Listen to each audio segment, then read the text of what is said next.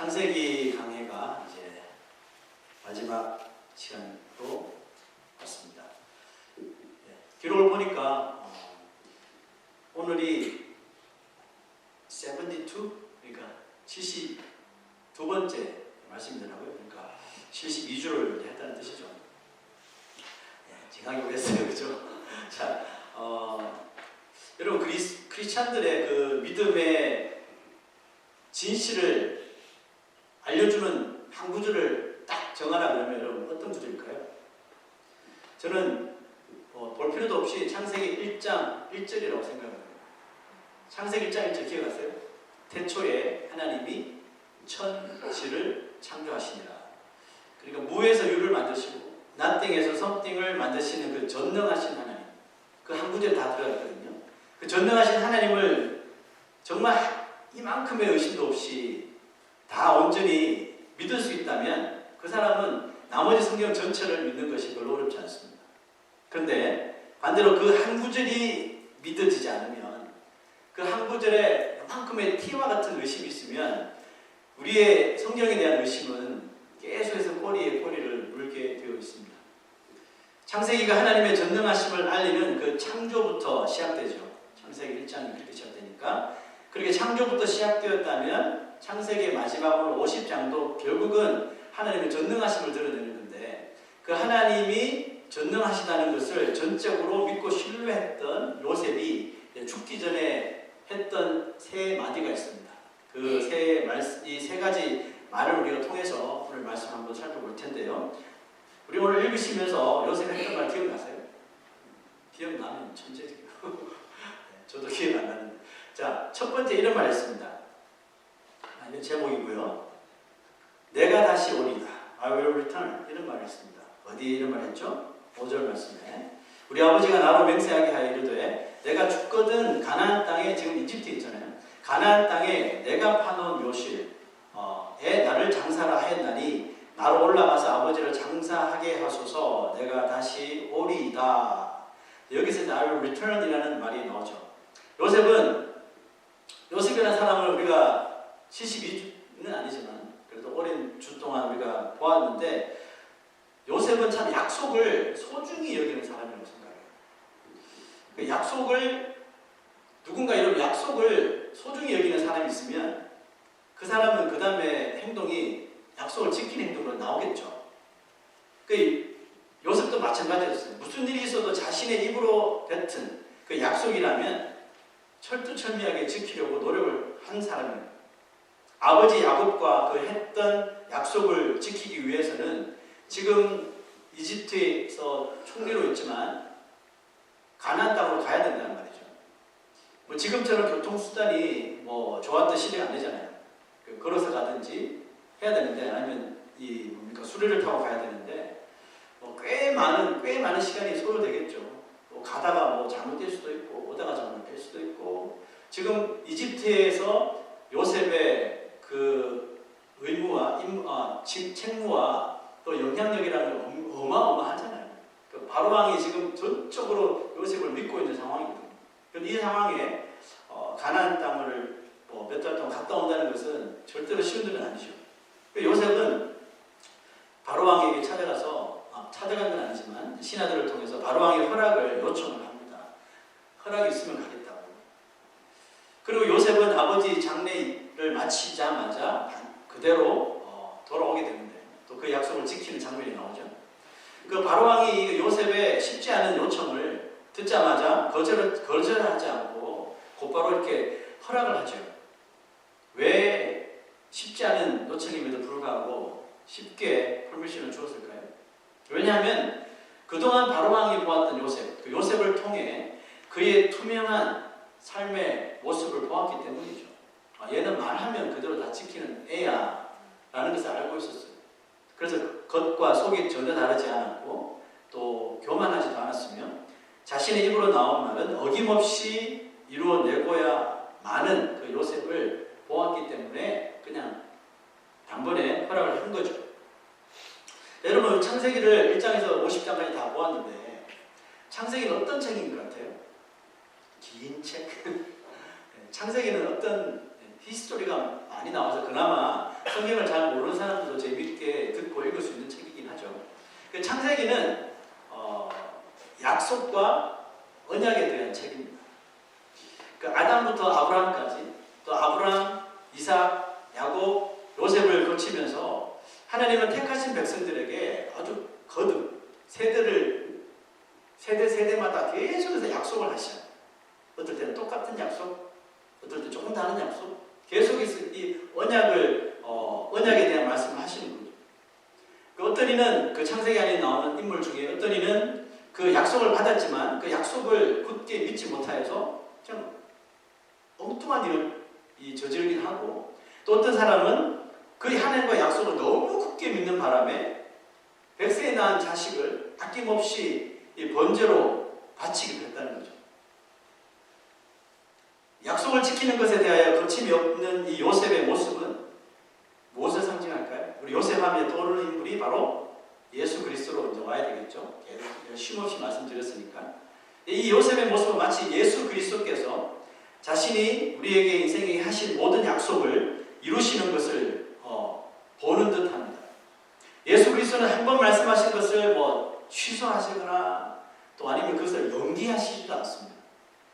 그 약속한 사람의 대상이 누구든지를 다 떠나서 무조건 다 실행을 하셨죠. 예수 그리스도는 요셉이 I will return, 내가 다시 오리라 이렇게 약속한 것처럼 우리 모든 믿는 하나님의 이 백성들에게 내가 다시 오리라, 내가 다시 이 땅에 오리라는 그 약속하셨다는 것을 믿으십니까? 우리는 그리스도의 재림이 왜 이렇게 안 오시지? 그 예수님의 재림이 더디 올지 아니면 내가 원할 때 올지 아니면 내가 한눈 팔고 있을 때 오실지, 여러분 그런 생각을 하기보다 우리가 가져야 할 생각은 그 예수께서 약속하셨으니 분명히 다시 오신다는 것을 믿는 게 제일 중요합니다. 그것을 믿으며 나에게 주신 그 약속을 아주 진지하게 또 솔직히 담대하게 지켜나가는 삶이 지금 현재 우리에게 가장 필요한 것이라고 믿습니다. 자, 두 번째 요셉이 했던 말 기억나세요? 오늘 설교의 제목이기도 한데요. 두 번째는 Am I in the place of God? 내가 하나님을 대신하니까 라는 말을 했습니다. 내가 하나님을 대신하니까. 자, 요셉의 이 말은 사실 그의 아버지였던 야곱도 똑같은 말을 했던 적이 있어요. 언제 했을까요? 그 요셉의 엄마 라헬이 아기를 갖지 못하잖아요. 그래서 언니는 쑥쑥쑥 자랐는데 자신은 한 명도 못 낳으니까 화가 올라서 남편 야곱에게 아이를 낳게 하라. 남편이 무슨 죄예요? 아이를 낳게 하라. 이렇게 협박을 하죠. 그때 야곱이 이런 말을 합니다. 보시죠.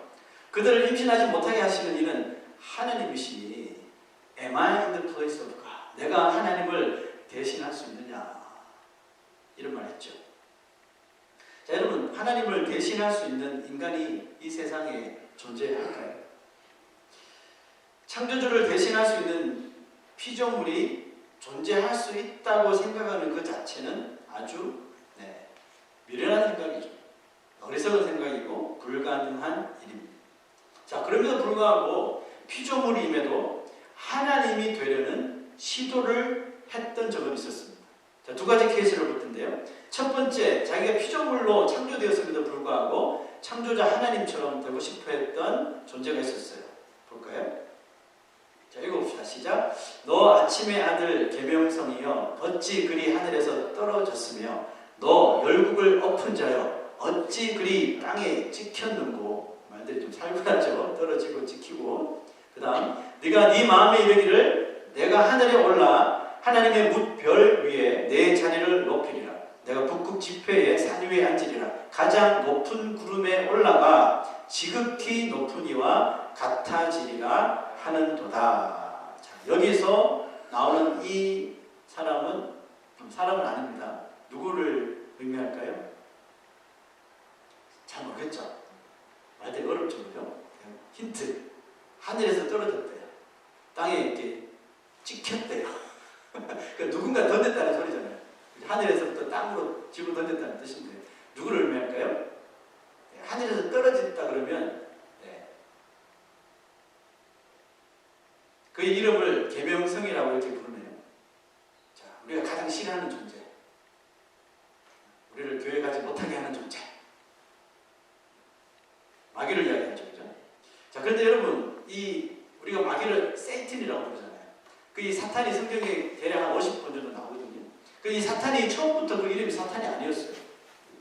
그도 처음에는 여기 보시면 계명성, 모닝스타, 계명성이라는 이름을 가졌던 천사였단 말이죠. 그러나 그가 하나님처럼 되고 싶은, 하나님 자리에 오르고 싶은 이 욕망과 욕심 때문에 하나님께 도전을 하게 되죠. 그로 인하여 퍼니시먼트를 받고, 그는 하루아침에 계명성, 밝은 정말 새벽빛과 같은 존재였다가 빛을 잃어버리는 어두운 세이튼이 되었던 것이죠. 그리고 이 사탄은 이제 한 사람이라도 더 어둠 속으로 끌고 가려고 자신이 하나님께 했던 그 짓을 인간도 하도록 유혹하는 일을 끊임없이 했는데요. 그래서 피조물임에도 하나님이 되고 싶은 시도를 한 인간이 있었는데 그 인간이 누구예요? 바로 최초 인간인 아담과 하와였습니다. 자, 말씀 보실까요? 뱀이 여자에게 이르되, 그 세이튼이 이제 뱀 안에 들어와서 이렇게 이야기하는 거죠. 너희가 결코 죽지 아니하리라. 선악과를 먹으면 그 이야기 하는 거죠. 너희가 그것을 먹는 날에는 너희 눈이 밝아져 누구처럼 하나님과 같이 되어 선악을 알 줄 하나님이 아심이니라. 뱀이 이렇게 꼬드겼죠. 자신은 실패했지만 너는 성공할 수 있어 라고 이렇게 꼬드겼습니다. 이 유혹에 하와가 속아 넘어가고 아담도 속아 넘어가고, 왜 속아 넘어갔을까요? 왜 이들이 선악과를 먹었을까요? 이유는 딱 한 가지죠. 너희 눈이 밝아져 하나님과 같이 되어. 이 말에 넘어간 거죠. 이 두 사람으로 인하여 인류는 태어남과 동시에 출생신고서와 사망신고서를 동시에 받고 태어납니다. 무슨 뜻인지 아시죠? 아담이 망친 이래로 모든 인간의 마음에는 무슨 마음이 생길까요? 창조주 하나님에 대한 도전이라는 그 마음이 싹이 트는 거죠. 그래서 인간은 창세기를 보시면 바벨탑을 쌓죠. 바벨탑을 쌓으며 하나님의 존재를 자신의 삶에서 밀어내기 시작하고 그 자리를 대신 차지하려는 시도를 벌인 것이 바로 바벨탑 사건이죠. 결과는 어땠습니까? 하나님 앞에 도전한 인생은 결국 무너뜨림을 당하고 또 흩어짐을 당하게 되었습니다. 자, 여러분, 하나님이 되려는, 하나님처럼 되고 싶은 사람이 있다면, 우리 가운데 있을지 모르겠습니다만, 하나님이 되려는, 하나님처럼 되고 싶은 사람은 과연 무엇을 원하는 걸까요? 여러분, 이 세상 보면 내가 하나님이지, 나를 믿는 게 하나님이지, 이렇게 사는 사람들도 있잖아요. 왜, 무엇을 원하는 걸까요? 한 가지죠. 파워, 힘, 권력을 원하는 것이죠. 하나님처럼 되어서 권력을 휘두르겠다는 의미로서 그 권력 앞에 그 사람들이 두려워하도록 만들겠다는 그런 이 의도가 있는 거겠죠. 소위 갑질하는 인생들을 가리킬 수도 있습니다. 자, 그런데 그런 권력이나 그런 갑의 자리에 올랐음에도 불구하고 사람들을 두렵게 만들고 사람들의 길을 꺾기보다 그런 자리에 올랐음에도 그런 힘을 가졌음에도 불구하고 오히려 자신을 두려워하는 사람들에게 안심을 시켜주고 그들 마음에 평안을 주고 그들을 위로하는 이 사람이 있다면 그 사람에게 그 권력의 자리는 누구보다 적당하고 적합한 자리이며 그 사람이 그 자리에 적임자임에 틀림없을 거예요. 애굽의 총리 대신으로서 가장 적임자로 선출된 요셉이 바로 그런 삶을 살았죠. 그런 권력의 자리에 올랐지만 오직 한 가지만 생각한 사람이에요. 무슨 생각을 했을까요? 내가 아무리 애굽의 총리고 애굽의 2인자라 할지라도 내가 아무리 뛰어날지라도 내가 하나님을 대신할 수는 없다라는 마음을 가졌습니다. 그리고 그것이 사실임을 증명해 주는 일이 일어난대요. 오늘 우리 읽었다시피 아버지 야곱이 이제 죽죠. 죽은 후에 나머지 아들들이, 요셉을 제외한 나머지 아들들이 하나같이 같은 고민에 빠지게 됩니다. 그게 뭐였죠? 이제 요셉이 자신들을 가만두지 않을 것이다 라는 고민에 빠지게 됩니다. 15절 보시죠. 요셉의 형제들이 그들의 아버지가 죽었음을 보고 말하되 요셉이 혹시 우리를 미워하여 우리가 그에게 행한 모든 악을 다 갚지나 아니할까 하고, 지금까지는 요셉이 아버지가 살아계시니까 아버지 때문에 참고 있었지만 아버지가 돌아가신 마당에 이제 요셉이 자신들에게 복수할 것이 당연할 것이라 이렇게 판단을 한 거죠. 그래서 장례식 끝나고 이제 가나안 땅에 돌아가면서 슬슬 눈치를 보기 시작한 거죠. 요셉 눈치 안 가고 요셉의 심기를 건드리지 않고 눈치만 보았던 것이죠. 그래서 이 형제들이 생각해낸 것이 하나 있었어요. 그게 뭘까요? 돌아가신 아버지 핑계를 대자. 자, 16절, 17절 계속해서 보시죠. 요셉에게 말을 전하이르되 당신의 아버지가 돌아가시기 전에, 형제인데 당신의 아버지 말 참 웃겨요, 그죠? 당신의 아버지가 돌아가시기 전에, 그러니까 너를 더 사랑했던 그분, 이렇게 자꾸 떠올리는 거죠. 그러니까 그분이 말한 거야, 이걸 강조하기 위해서 당신의 아버지가 돌아가시기 전에 명령하여 이르시기를 너희는 이같이 요셉에게 이르라.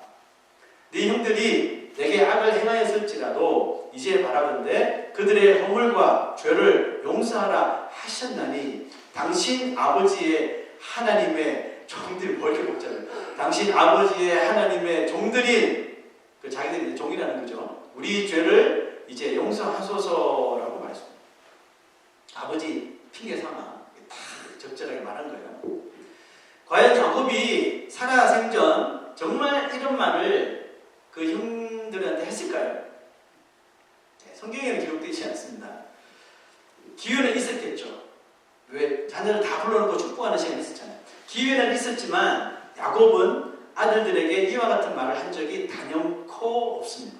그렇다면 이 말은 형제들이 요셉을 두려워하여서 만들어낸 페이크다, 가짜라고 보면 되겠죠. 자, 그렇다면 이 말을 듣고 있는 요셉은 이 말이 팩트인지 페이크인지 알았을까요? 당연히 알았겠죠. 아버지가 그런 말씀 하신 적이 없다고. 만약에 했다면 자기한테 했겠죠. 한 번도 한 적이 없거든요. 그러니까 뻔히 보이는 거짓말을 형들이 하는 거예요.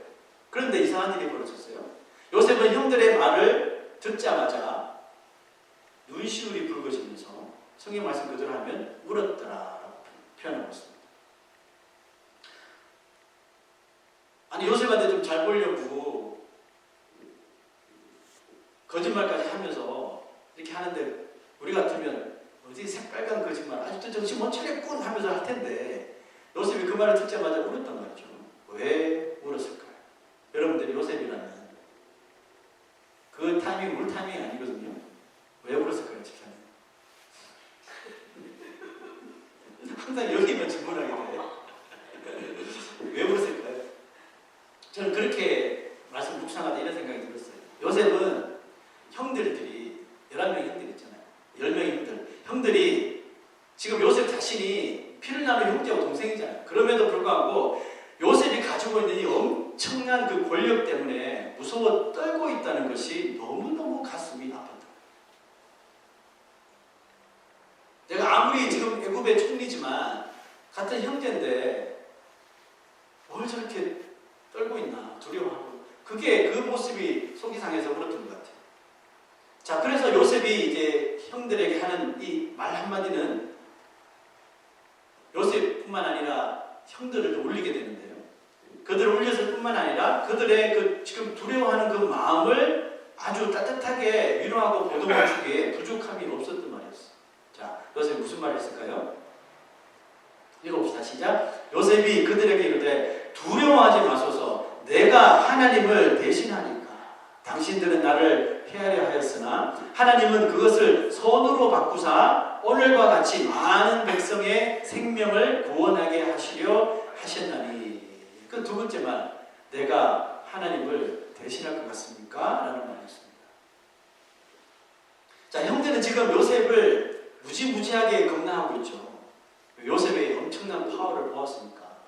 형들은 요셉을 두려워하고 있는데 이 말을 보면 요셉은 누구를 두려워하고 있어요? 요셉은 하나님을 두려워하고 있는 거예요. 왜 요셉이 하나님을 두려워할까요? 혹시 내가 가진 권력 때문에, 내가 가진 엄청난 이 힘 때문에 내가 혹시 이 형들뿐만 아니라 다른 사람들을 다른 사람들에게 하나님을 대신하지는 않았을까 하는 생각이 드는 거예요. 그럼 모르잖아요. 그죠? 그 생각은 모르는 거잖아요. 저 사람들이 내가 그 권력을 이용해서 한마디 한 것 때문에 정말 벌벌 떨고 있지 않은가? 혹시 내가 그 하나님을 대신하고 살지는 않았을까? 그런 생각이 든 거예요.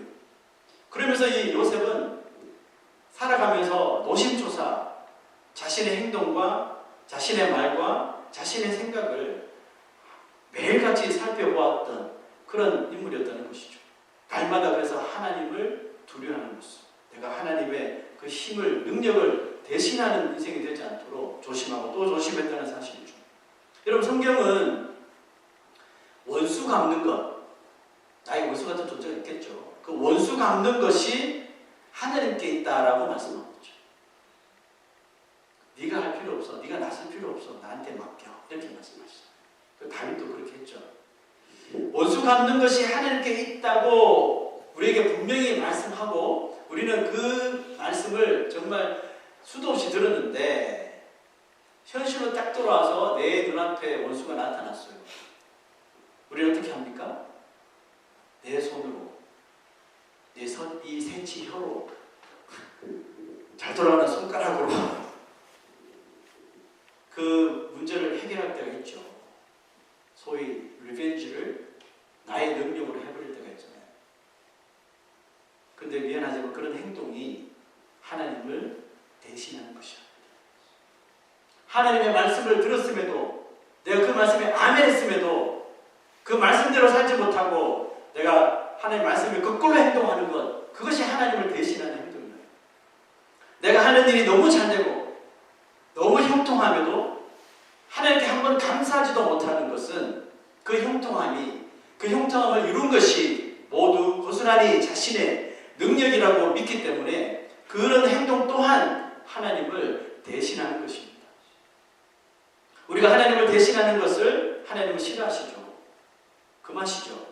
그래서 그 계명성도 하늘에서 땅으로 찍히게 던져버리고 바벨탑 다 무너뜨려 보시고 언어 막 섞어버리시고 아담과 하와에게 평생 영원히 살아야 되는데 죽을 수밖에 없는 인생으로 되게 하시고, 그 인간이 하나님을 대신하는 것은 하나님은 금하시지만 오히려 하나님께서 인간이 하나님을 대신하는 것을 허락하시는 것이 있다는 거 아십니까? 이 잘 들으셔야 돼요. 뭘까요? 하나님께서, 우리가 피조물인데 하나님을 대신하는 것을 등 떠밀어서 하도록 하시는 것이 있어요. 그것은 바로 우리가 나보다 형제를, 가족을, 이웃을 더 사랑하는 것입니다. 우리가 그런 마음을 품을 때 하나님은 그것을 절대로 금하시지 않아요. 박수 치시고 잘한다고 등 떠밀어 주시는 것입니다. 우리가 하나님의 크신 사랑보다 우리가 더 많이 사랑할 수는 없지만 하나님은 하나님이 우리를 사랑하듯이 우리가 형제와 이웃을 사랑하는 것을 절대로 막지 않으셔요.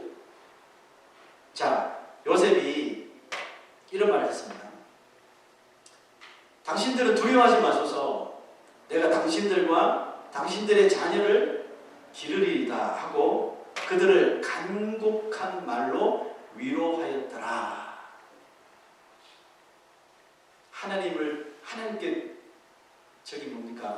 하나님을 너무나도 두려워하는 이 요셉이 자신의 인간적인 파워, 권력을 이용하기보다 다른 하나님의 힘을 대신하는, 하나님의 그 사랑이라는 힘을 대신해서 두려워하는 형제들을 위로하고 있는 것입니다.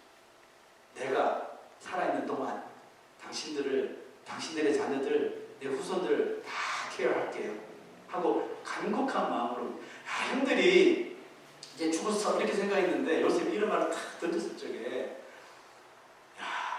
감동받았겠죠. 그리스도인은 이 요셉처럼 위로자가 되어야 한다고 생각합니다. 컴포를. 우리가 위로자 그러면 되게 하나님을 떠올리잖아요. 하나님, 우리의 창조자, 우리의 치료자, 우리의 위로자, 이런 말을 하잖아요. 그러니까 우리가 그리스도인이라면 위로자의 삶을 우리가 살 수 있어요. 우리가 마태 사복음서에 보면 강도 만나서 쓰러진 이웃이 있었잖아요.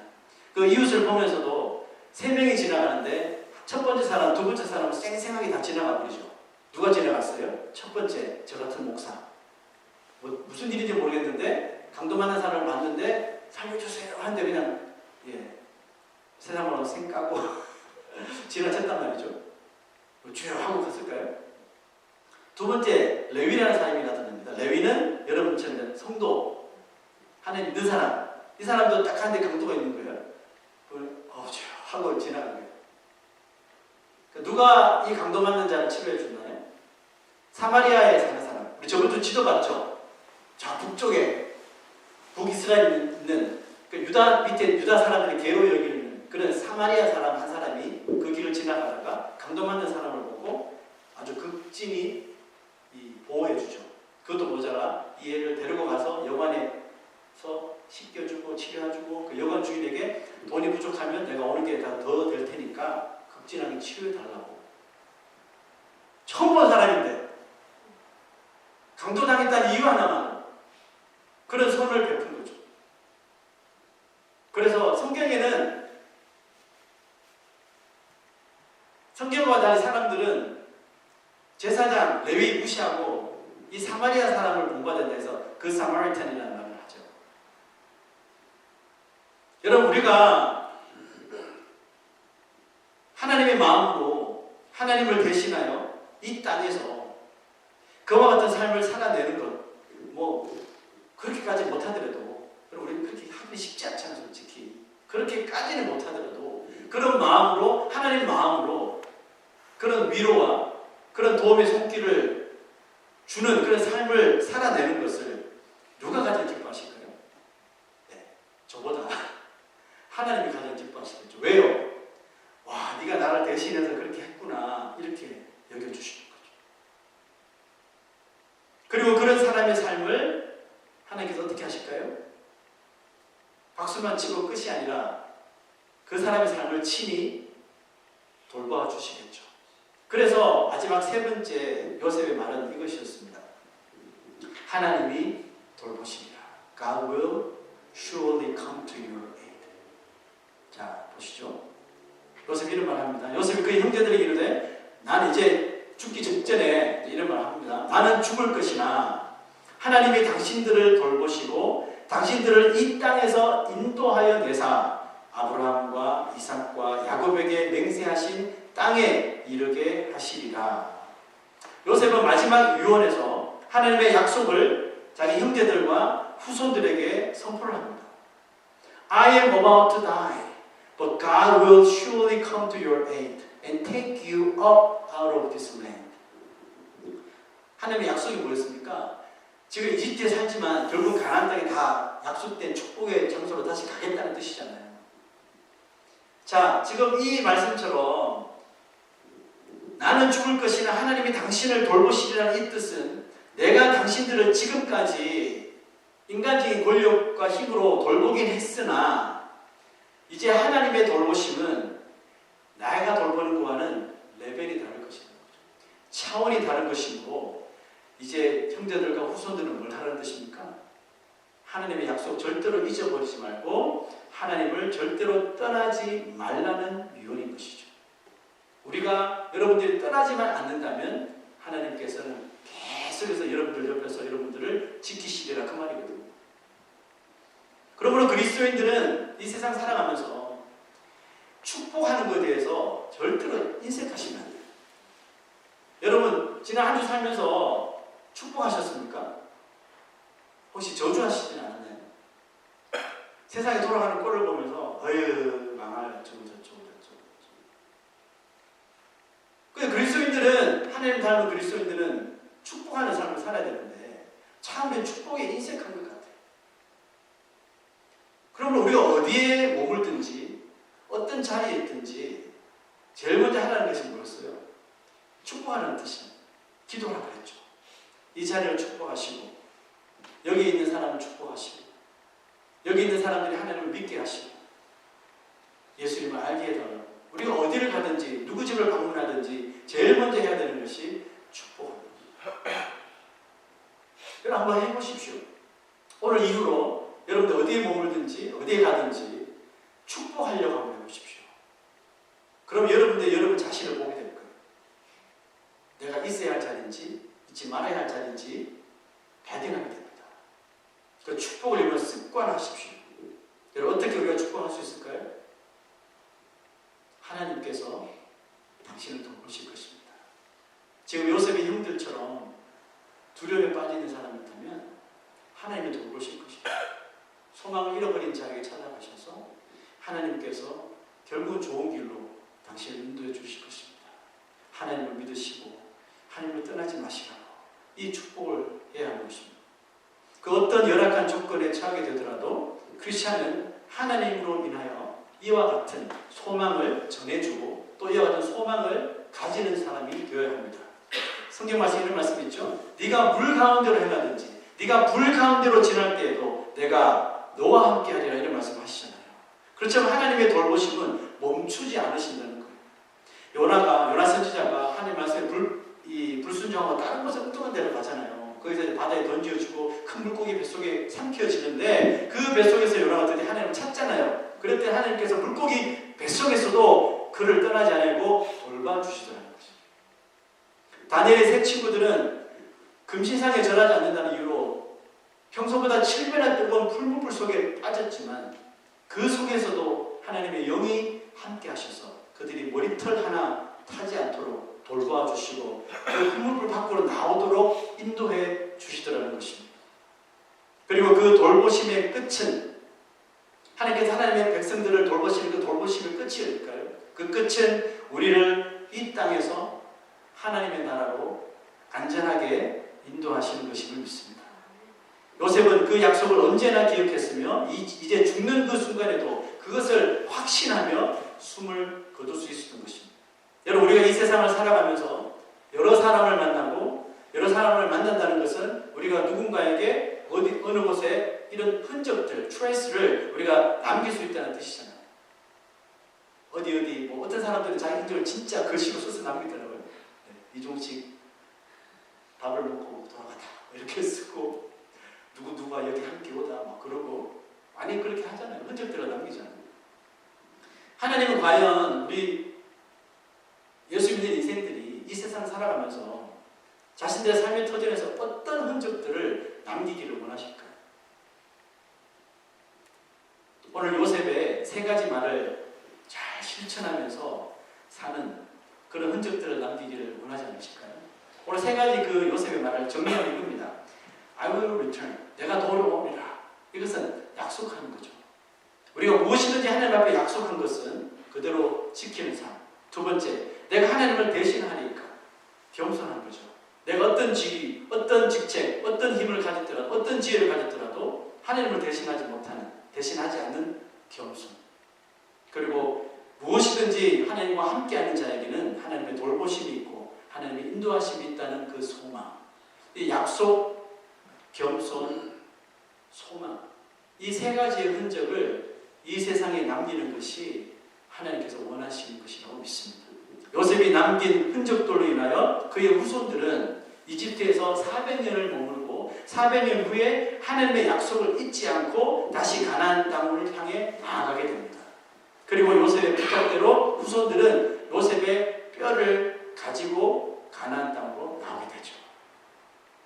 요셉처럼 우리 그리스도인들도 죽으면 우리의 뼈는 어떻게 돼요? 뼈는 이 땅에 다 묻히겠죠. 이 땅에 다 묻히겠지만 예수 그리스도에 우리가 재림을 믿는 사람이니까 예수 그리스도의 재림 때에는 이 뼈와 믿기 힘든 천국 가 있는 우리의 영혼들이 다시 부활하여 만나게 되는 어마어마한 기적의 역사가 일어나겠고 우리는 그 현장을 보게 되겠죠.